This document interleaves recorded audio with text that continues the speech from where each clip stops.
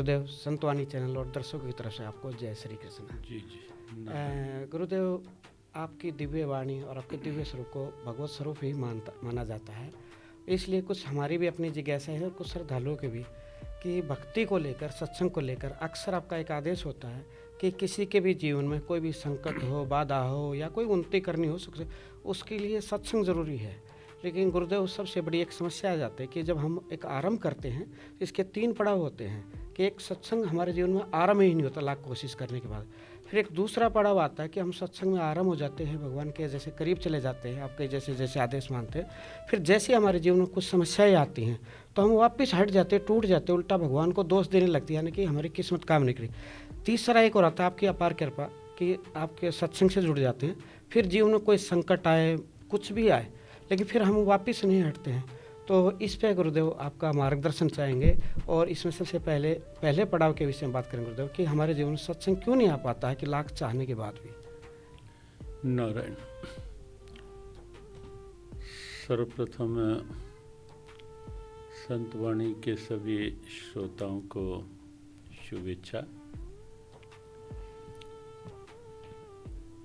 जहाँ तक बात है कि सत्संग का जीवन में आना, ये एक सार्वभौम तथ्य है, सत्य है, यूनिवर्सल फैक्ट है कि जब तक किसी भी चीज़ का मन में इंटरेस्ट गहरा नहीं उतरता,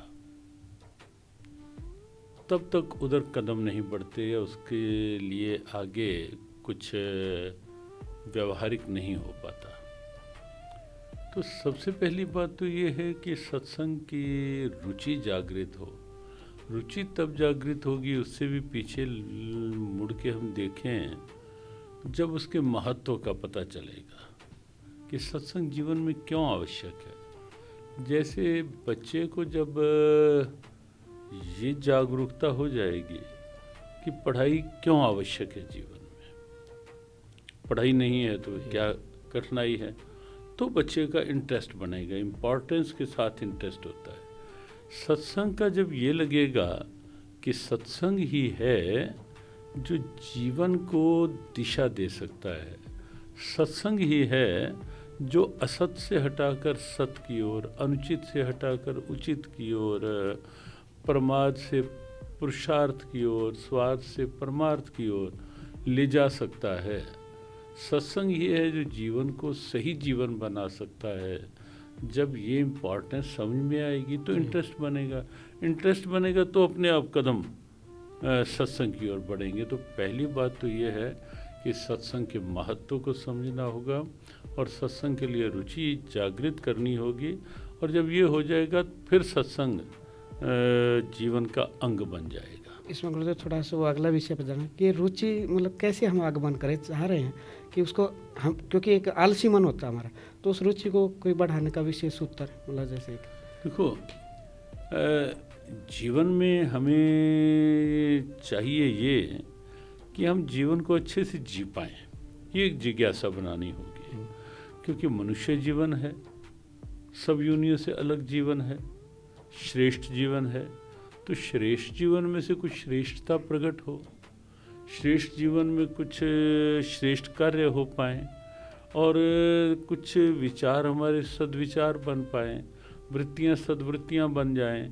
नहीं तो क्या है, पार्श्विक वृत्तियाँ हावी हो जाएंगी।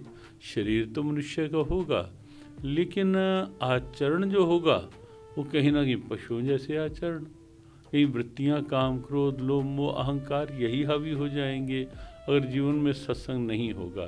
सत्संग नहीं होगा तो कुसंग होगा, और कुसंग जो है वो अच्छी भली बुद्धि को भी बिगाड़ देता है। जैसे अब देखें कि अच्छी भली कैकेयी, लेकिन मंथरा का कुछ क्षण का कुसंग कैसी विकृति ले आया और कितनी बड़ी समस्या खड़ी कर गया। और दूसरी ओर आप देखें, लंकनी राक्षसी, लेकिन हनुमान जी का कुछ क्षण का सत्संग कितना बड़ा एक सुखद परिवर्तन ले आया।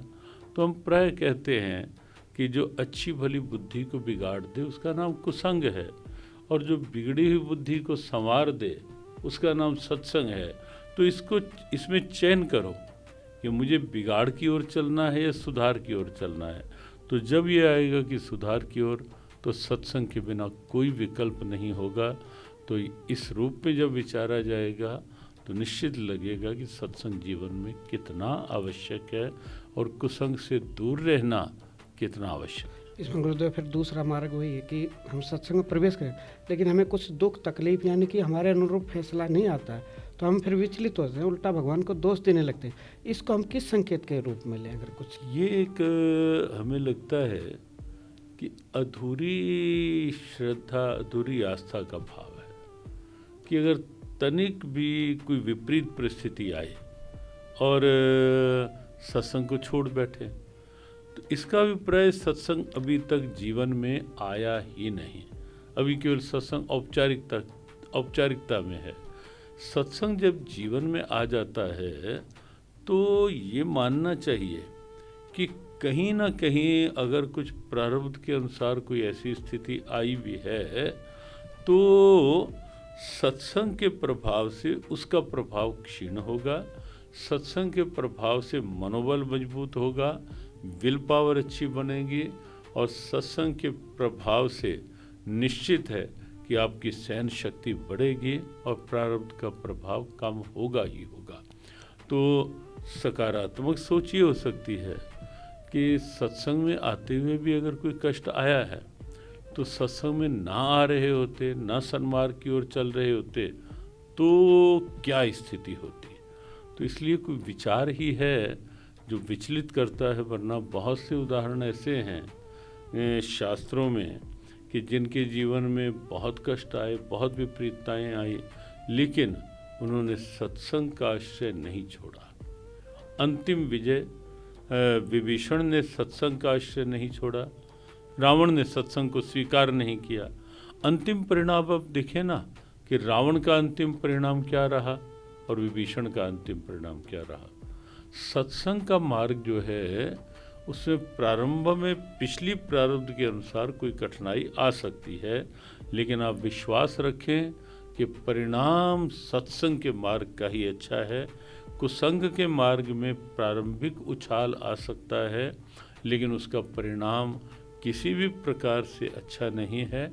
इसलिए यदि लगता है कि सत्संग में आते हुए कोई कष्ट आया है, सहनशील बनो, धैर्यवान बनो, मजबूत बनो, परिणाम निश्चित रूप से सुखद होगा और अच्छा भविष्य आपकी प्रतीक्षा में होगा। अब गुरुदेव तीसरा जो मेन है कि आप जैसे सदगुरु के सानिध्य माने के बाद फिर चाहे कोई संसारिक संकट जितने मर्जी आ रहे हो विचलित नहीं होते हैं, वो बस आपकी साधना में, भगवान की साधना तल्लीन।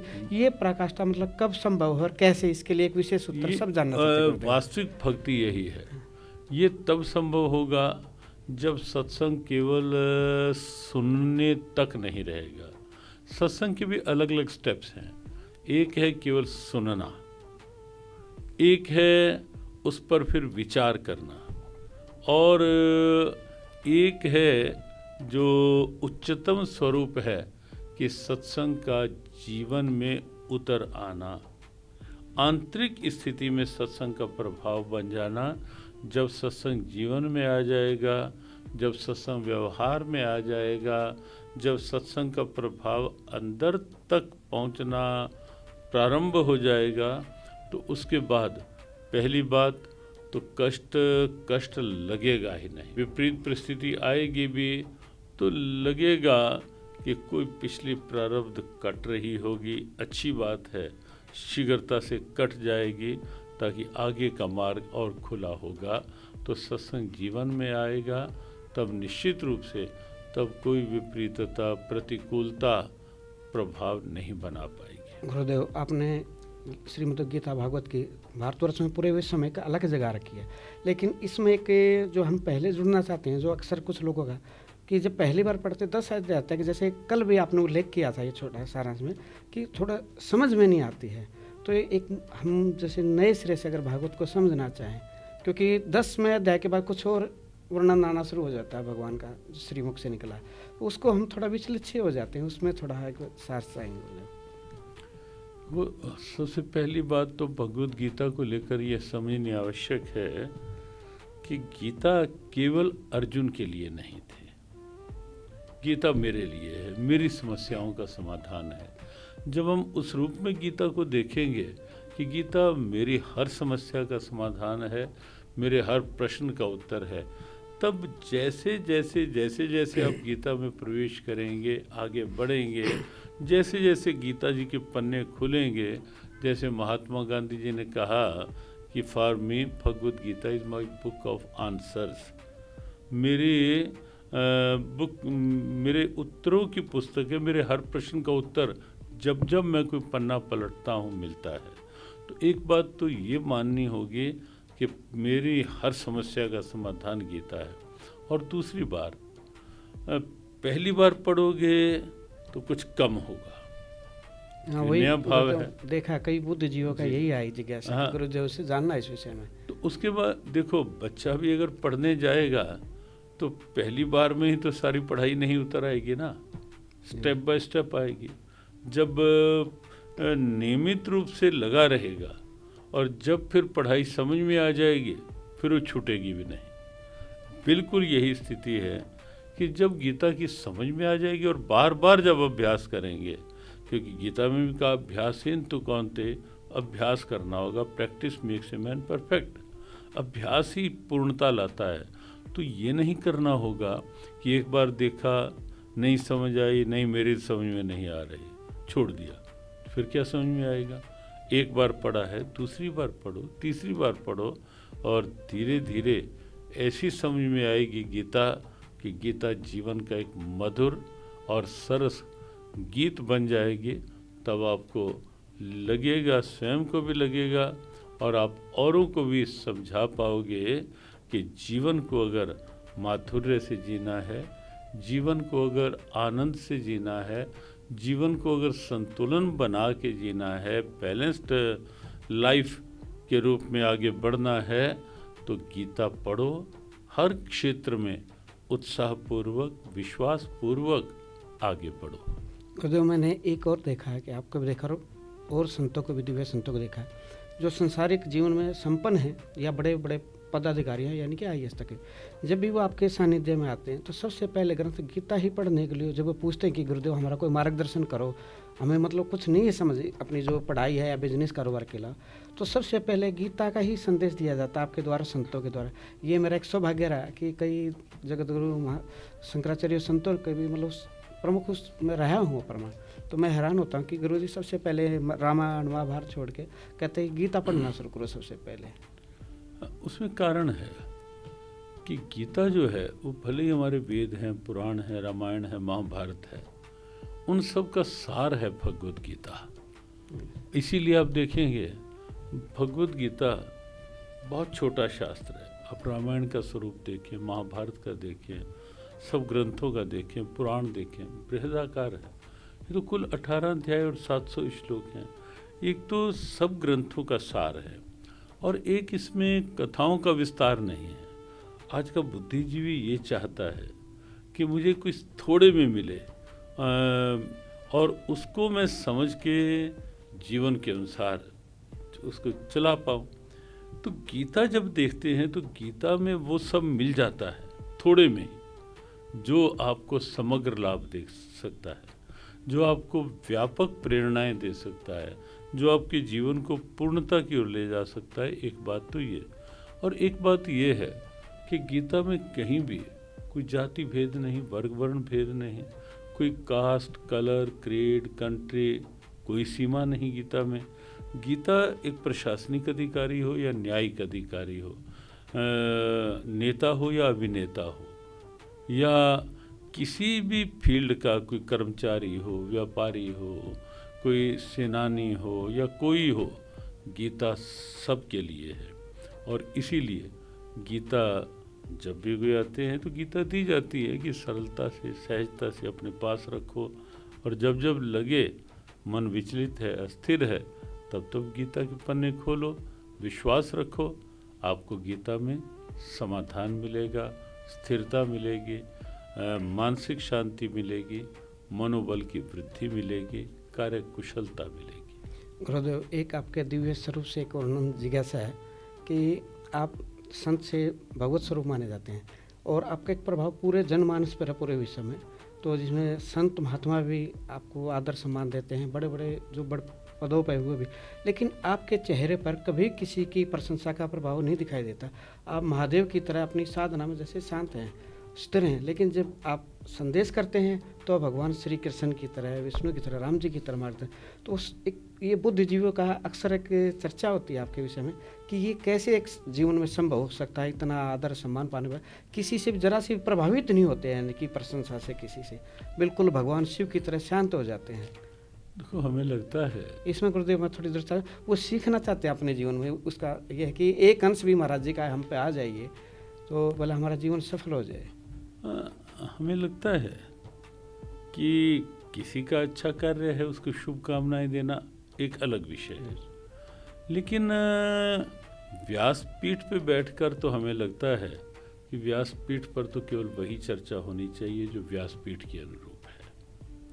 प्रशंसा किसी के कार्य की हो रही है और वास्तव में किसी ने वैसा किया है, उसकी अनुमति है, लेकिन हम केवल किसी स्वार्थ सिद्धि के लिए किसी को बहुत बढ़ा चढ़ा के वो कर रहे हैं, वो व्यासपीठ की गरिमा नहीं है। बहुत हम स्पष्ट बात कहने तो वाले यहाँ पे एक विषय था, वो मानसिक स्तर अपना बढ़ाने चाहते हैं कि इस तरह से हमारा भी बने, ताकि हम आगे की जी, तरफ जी। गुरुदेव जी सीखे कि वो आपकी महादेव की तरफ उस समय समाधि देखते हैं सब लोग। उसमें एक बात बहुत स्पष्ट हम कहना चाहेंगे, गीता के अनुसार है, जब आप किसी से अपेक्षा रख करके कोई कार्य करोगे, मुझे क्या मिलेगा, ये अपेक्षा रख कर, दूसरों से कुछ पाने की अपेक्षा रख करके आप कुछ कर रहे हैं, तो उससे आपके मनोबल कमज़ोर होगा, आपकी क्षमताएं कमज़ोर होंगी। और जब ये अपेक्षा रखे बिना कोई कार्य होता है, कि ये सोचकर कोई कार्य कर रहा है कि हम समाज को क्या दे सकते हैं, लेने की अपेक्षा नहीं, कोई देने की अपेक्षा है, कोई बांटने की अपेक्षा है, सामाजिक जीवन में सद्भावना हो, समरसता हो, व्यक्तिगत जीवन का उत्थान हो, कल्याण हो, राष्ट्र में वास्तविक राष्ट्रीय स्वाभिमान की पहचान हो जन जन में, जब ये एक जागृति की ही बात है, केवल मात्र अपेक्षा कोई नहीं है, तो निश्चित आपका वो स्तर बन सकता है, आपका मनोबल इतना दृढ़ हो सकता है कि जहाँ आपको किसी से कोई अपेक्षा नहीं, वहाँ उस स्थिति में आप केवल अपने कर्तव्य पर दृढ़ रहेंगे, अपने भाव की दृढ़ता सुरक्षित रख पाएंगे। गुरुदेव, एक अहम विषय है जो आज का हर तरफ हम देखते हैं, हमारे बीच तनाव होता है या गुस्सा होता है, तो हम गीता के माध्यम से समाधान जानना चाहेंगे, क्योंकि आपके पास वो ब्रह्म बूटी है इसके विषय में। हमें लगता है अगर हम गीता की बात करें, तो जब भी हम तनाव में, दबाव में या गुस्से में, या आज की भाषा में कहें कि जब भी हम टेंशन और इरिटेशन में ज़्यादा रहने लगते हैं, तो आप निश्चित समझें आप अपने साथ अन्याय कर रहे हैं। भगवद गीता ने कहा कि मनुष्य आप ही अपना मित्र है, आप ही अपना शत्रु है, आत्मी भी आत्मनुबंधुर आत्मी रिपुरात्मना। तो हम अपने मित्र बन पाए, दूसरों को मित्र बनाएं, ये बात की बात है। दूसरा कौन मित्र होगा, कौन शत्रु होगा, वो बात की बात है, उसके भीतर क्या छिपा है वो अलग है, लेकिन पहले मैं स्वयं तो अपना मित्र बनूं। अगर मैं वृत्तियों की अधीनता में जी रहा हूँ, तो मैं अपने साथ मित्रता नहीं, अपने साथ शत्रुता कर रहा हूँ। क्रोध किसी दूसरे के साथ नहीं, सबसे पहले अपने साथ शत्रुता है। और अगर विचार पक्ष देखें तो उसमें उसका उत्तर ये है कि किसी की गलती की सजा स्वयं को देना, उसका नाम क्रोध है। आप मानसिक अशांत हो रहे हो क्रोध करके, आप अपनी शारीरिक क्षमताओं को कमज़ोर कर रहे हो क्रोध करके, और क्रोध कभी भी न सद्भाव बढ़ाता है, न सम्मान बढ़ाता है। तो ये विचार यदि करेंगे तो निश्चित लगेगा कि नहीं, क्रोध किसी प्रकार से नहीं, मैं क्यों मेरे साथ अन्याय करूं, मैं क्यों अपना शत्रु बनूं। इसलिए मुझे वृत्तियों को अधीन करके आगे बढ़ना है, इन वृत्तियों की अधीनता नहीं, और बहुत अधिक बात बात में तनाव या दबाव नहीं। आपने गुरुदेव जैसे कहा कि किसी को दोष ना दे, तो आजकल ये कर्म पे बड़ा एक विषय चल रहा है कि सब कहते हैं आपको जो मिलता है कर्मों का मिलता है, यानी कि आपको कोई सुख दे रहा है परिवार में या दुख दे रहा, वो सब कर्मों का है। इस विषय में गुरुदेव आपका क्या वर्णन है? ये बिल्कुल निश्चित है कि सुख और दुख जो भी हैं वो कहीं ना कहीं हमारे कर्म का हो, भाग्य का हो या पूर्व प्रारब्ध का हो, वो उसी की देन है। इसलिए उससे एक प्रेरणा लेनी चाहिए। कुछ लोग ये सोच सकते हैं कि जब कर्मों में दुख ही लिखा हुआ है तो फिर मुझे क्या आगे। भाई पिछली प्रारब्ध में अगर ऐसा है तो मैं क्यों नहीं कोई अच्छे संकल्प जगा के कम से कम मैं अपनी आगे की प्रारब्ध तो अपने लिए अच्छी बनाऊं। और मनुष्य के पास ये स्वतंत्रता है अच्छे संकल्प करने की, अच्छे विचार करने की। मनुष्य अपने अच्छे विचार करके, अच्छे संकल्प करके, और हमारे यहाँ ऐसे उदाहरण हैं कि जिन्होंने अपने संकल्प के बल पर अपनी पिछली प्रारब्ध को परास्त किया है, जो कहीं ना कहीं हावी होना चाहती थी, हो सकती थी, संकल्प के बल पर, अपने दृढ़ विश्वास के बल पर, will power, thought power, faith power अंदर जगा करके अपने प्रारब्ध को भी परास्त किया है और अपने लिए अच्छा मार्ग स्वयं बनाया है। तो मनुष्य के पास ये भगवान ने क्षमता दे रखी है, और गीता पढ़ोगे तो निश्चित ऐसी क्षमता आपके भीतर जागृत हो सकती है। गुरुदेव, जैसा कि हम देख रहे हैं कि जीव गीता के माध्यम से आप पूरे विश्व में के अपने साथ जोड़ रहे हैं और सत्संग प्रवचन की तरफ ले जा रहे हैं। वहीं अब कुछ देख रहे हैं कि जब समय आया है पूजा पाठ को लेकर लोग भ्रमित हो रहे हैं, यानी कि हम किसी को गलत कर नहीं करें, निंदा नहीं करें, तो आज कहीं पूजा कर रहे हैं, कल कहीं पूजा कर रहे हैं, जबकि आप एक वर्णन करते हैं कि अपने पहले एक पे जोड़ो। इस विषय में थोड़ा, क्योंकि आपका मार्गदर्शन करना इस समय बहुत ज़रूरी है, जो परिस्थिति चल रही है इस समय। जी, जीव गीता का एक ही प्रयास है कि हर बात को भगवत गीता के दर्पण में स्वयं देख करके और भगवत गीता के चिंतन को साथ लेकर उस बात को किया जाए। जहाँ तक आपने बात कही कि आजकल कुछ ऐसी स्थिति होती है, सोशल मीडिया का युग है, मीडिया का है, और उसमें सबको अपनी अपनी बात कहने का ये स्वतंत्रता है, सब कहते भी हैं। लेकिन कई बार होता है कि इसकी सुन के उधर सुन के उधर सुन के एक भ्रम सा हो जाता है कि इसकी पूजा करें या उसकी पूजा करें। हमारा इसमें सीधा कहना है, और भगवद गीता का ही ये चिंतन है कि सम्मान सबका करो, आदर सबका करो, किसी के प्रति निमन दृष्टि, किसी के प्रति अनादर की दृष्टि नहीं रखो, प्रणाम सबको करो, आदर सबका करो।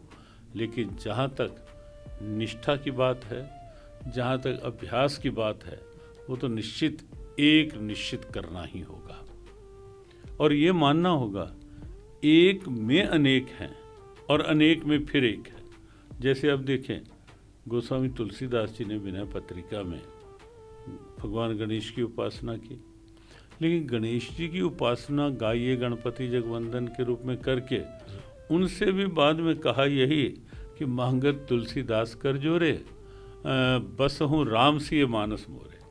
मेरे इष्ट राम सिया राम हैं, गणेश जी की वंदना करने में मुझे इनका आपत्ति नहीं, वंदना उन्होंने सब की, लेकिन सबसे यही मांगा कि मेरे जो इष्ट हैं वो मेरे हृदय में बसे रहें। अपना गुरु, अपना इष्ट, अपना मंत्र, उस पर दृढ़ता बना के रखें।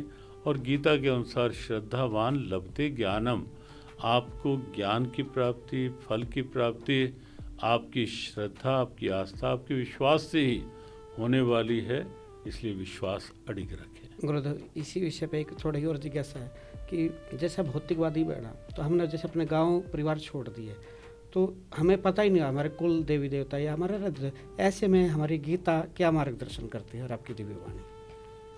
देखो, कहीं नगर में हम आ गए हैं, बुरा नहीं है, लेकिन अपने मूल को तो निश्चित रूप से साथ रखना ही चाहिए।